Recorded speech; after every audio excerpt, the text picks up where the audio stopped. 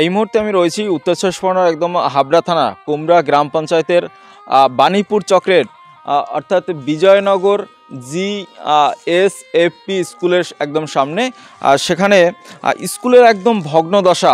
আমরা এর আগে শুনেছি যে ঝুঁকির পারাপার অর্থাৎ কোনো কাঠের পোল বা সাঁকো ভেঙে গেলে বা কংক্রিটের কোনো ব্রিজ ভেঙে গেলে আমরা ঝুঁকির পারাপার সাধারণত বলে থাকি, কিন্তু আজ আর ঝুঁকির পারাপারের কোনো কথা বলবো না, কারণ ঝুঁকির পারাপার কোনো সাঁকো বা পোল ভেঙে গেলে সেক্ষেত্রে আমরা ব্যবহার করে থাকি। আজ আমরা বলবো একদম পঠন পাঠন, অর্থাৎ এই স্কুলের যারা পড়ুয়া যারা রয়েছে একদম বলা চলে ঝুঁকির মধ্যেই তারা পড়াশোনা করে। আমার একদম সহকর্মী বন্ধুকে একটু দেখাতে বলবো যে স্কুলের যে ওয়াল রয়েছে কি পরিস্থিতি রয়েছে। একদম ভেঙে যে কোনো সময় একটি বড়সড় বিপদ ঘটতে পারে। সেই অবস্থার মধ্যেই যারা অভিভাবক অভিভাবিকা রয়েছেন তারা কিন্তু তাদের পরিবারের সেই ছোট্ট সন্তানকে তারা কিন্তু এই স্কুলে পাঠাচ্ছেন। আমি আমার সহকর্মীকে একটু দেখাতে পারবো স্কুলের যে ব্ল্যাকবোর্ডটা রয়েছে, মানে যেখানে মূলত পাঠদান দেওয়া হয়, সেই ব্ল্যাকবোর্ডের অবস্থা একদম বলা চলে আড়াআড়িভাবে ভেঙে গিয়েছে। তাহলে কীভাবে পড়াশোনা চলছে স্কুলে? একটা ছোট পড়ুয়াদের ক্ষেত্রে যেরকম সে বাড়িতে সময় কাটায়, পাশাপাশি তার অর্ধেকটা সময় কিন্তু আবার স্কুলেও কাটায়। তাই সেই স্কুলে যদি ঝুঁকির মধ্যে থাকে তারাও তো কতটা দুশ্চিন্তার মধ্যে থাকে। একদম সরাসরি স্কুলের যিনি প্রধান শিক্ষক রয়েছে তার কাছেই প্রথমে যাব, যে কি পরিস্থিতি রয়েছে স্কুলের। স্কুলের পরিস্থিতি, ওই বিল্ডিংটা খুব অসুবিধা আছে, দেওয়াল ফেটে গেছে চারিদিকে। স্কুলে আমরা এই ক্লাস করতে পারছি না, একটা রুমে আমাকে ক্লাস করতে হচ্ছে, একটা ক্লাসে PP থেকে 4 অবধি ক্লাস করতে হচ্ছে। আমাদের খুব অসুবিধা হচ্ছে। আমি ঊর্ধ্বতন কর্তৃপক্ষকে জানিয়েছি, তারা বলছেন যে এই মুহূর্তে আমাদের কোনো গ্র্যান্ট নেই, আমি দিতে পারছি না। তো বাধ্য হয়ে আমাকে একটা ক্লাসরুমেই ক্লাস করতে হচ্ছে। একদমই একটা ক্লাসরুমের ভিতরে ক্লাস করতে হচ্ছে সমস্ত পড়ুয়াদের নিয়ে।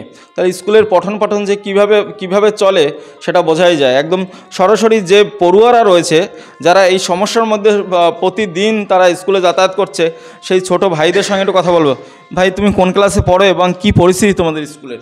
আমি ক্লাস 4-এ পড়ি। আমার নাম রোহন সরকার। স্কুলে ফাটল ধরেছে, স্কুলে বেঞ্চের কমতি আছে, সব এক ক্লাসে পড়ানো হয়, তাতে আমাদের পড়তেও অসুবিধা হয়। এই ক্লাসরুমে কি তোমরা কি আসো মানে ভয়ে আসো? কি এই ক্লাসরুমে আসা হয় নাকি একদম আসো না এই ক্লাসরুমে? না, এই ক্লাসরুমে আসা হয় না, যদি কখনো দেয়াল খসে পড়ে তাই জন্য আমরা এই ক্লাসরুমে আসি না। একদমই 4-এ পড়ে এক পড়ুয়া জানিয়েছে মানে যে কোনো সময় দেয়াল খসে যেতে পারে, তাই ভয়ে এই ক্লাসরুমে তারা আসেন না। একদম আরেকটি বোন রয়েছে, ছোট বোন, কি পরিস্থিতি স্কুলের? স্কুলের ঘরের ছাদটা ভেঙে গেছে, যখন তখন খসে পড়তে পারে। এক ক্লাসে ক্লাস নেওয়া হবে প্রতিটা ক্লাস, এবং পড়তেও অসুবিধা হয়, বেঞ্চের কমতি আছে। একদম একই ক্লাসে যেহেতু সব পড়ুয়ারা একই ক্লাসরুমে বসেন, অর্থাৎ বেঞ্চের যে ঘাটতি রয়েছে সেটাও জানিয়েছেন এই ছোট পড়ুয়া। পাশাপাশি একদম যে পড়াশোনার যে কী হাল সেটাও কিন্তু আমরা বুঝতে পারছি। একদম যারা এই যে ছোট ছোট ছেলেমেয়েদের স্কুলে পাঠিয়ে যারা দুশ্চিন্তার মধ্যে থাকেন, আমি একটু সেই সমস্ত অভিভাবকদের সাথে একটু কথা বলার চেষ্টা করব। দাদা, একদম বাড়ির ছোট্ট মেয়েটিকে স্কুলে পাঠিয়ে দেন, কিন্তু স্কুলের পরিস্থিতি এই। হ্যাঁ, এরকম অবস্থা আজকের নয়, দীর্ঘ 2 বছর ধরে চলছে। আমরা এর জন্য অ্যাপ্লিকেশান দিয়েছি, অঞ্চল থেকে শুরু করে SI পর্যন্ত তারা দেখে গেছে, ইন্সপেকশন করে গেছে। এখন নতুন হেডমাস্টারমশাই এসছেন, উনিও চেষ্টা করছেন। এইবার মেন ব্যাপার হচ্ছে গিয়ে একটা বাচ্চাকে যখন আমরা স্কুলে পাঠাই তখন আমরা মেনলি দুশ্চিন্তার মধ্যেই থাকি, কারণ স্কুলের কন্ডিশন তো আমরা দেখেছি। এবার আমাদের কোনো উপায় নেই, আমাদের এখন বাচ্চাকে পাঠাতেই হয়। এবার একই ক্লাসে সবকটা ক্লাস হয়, সেইভাবে ক্লাসটাও ঠিকঠাক মতো হতে পারে না। প্লাস হচ্ছে গিয়ে মেন সমস্যা যেটা, অন্তত রিপেয়ারিংটা না হলে আমরা নিশ্চিন্তে থাকতে পারি না। আর আস্তে আস্তে এর জন্য কেসটা কী হয়েছে যে স্কুলের যে আগে যত সংখ্যায় ছাত্রছাত্রীরা আসতো আস্তে আস্তে কমে যাচ্ছে।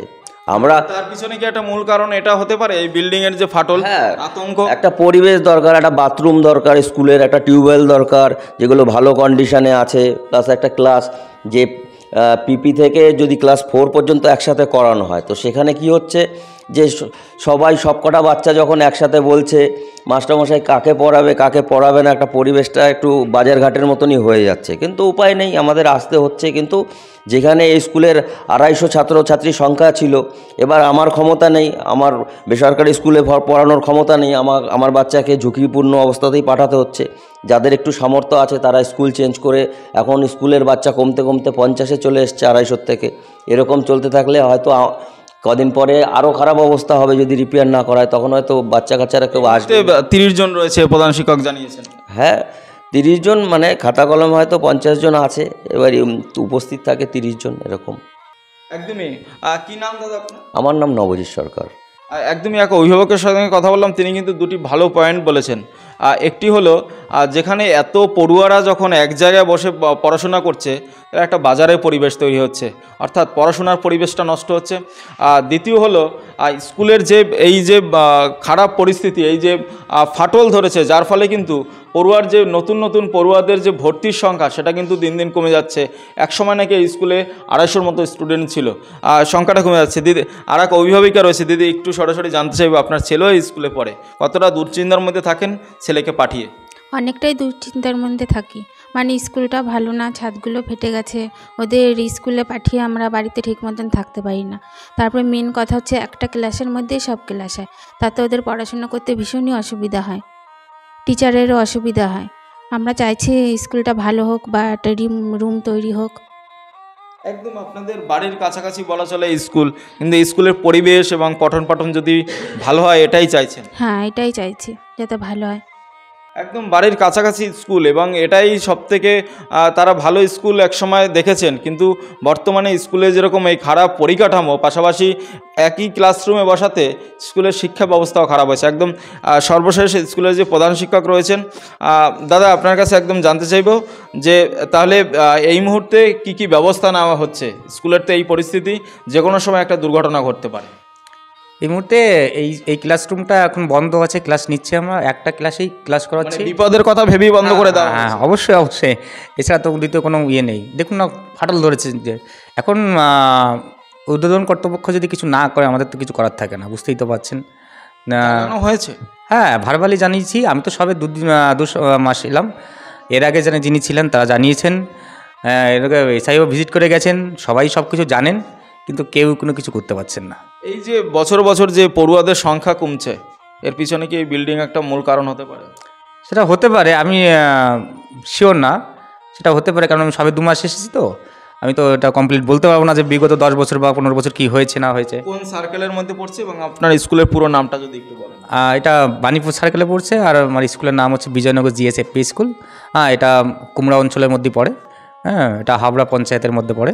কি মনে হচ্ছে, হাল ফিরবে? প্রশাসনকে জানিয়েছেন? আপাতত মনে হচ্ছে না কিছু হবে, এবার আপনারা যদি কিছু করতে পারেন সেটাই। মানে একদমই প্রধান শিক্ষক কিন্তু তিনি ভার্বালি জানিয়েছেন প্রশাসনকে, একদম প্রধান শিক্ষক তিনিও বলছেন, মানে আমাদের এই যে মিডিয়া যারা রয়েছে সেই মিডিয়া বন্ধুদেরও সহযোগিতা চাইছেন, যাতে স্কুলের পঠন পাঠনের পরিবেশটা পেরে স্কুলের পড়ুয়াদের সংখ্যা বাড়ে। হাবড়া থেকে উজ্জ্বল শিকদারের রিপোর্ট, বঙ্গবাণী নিউজ।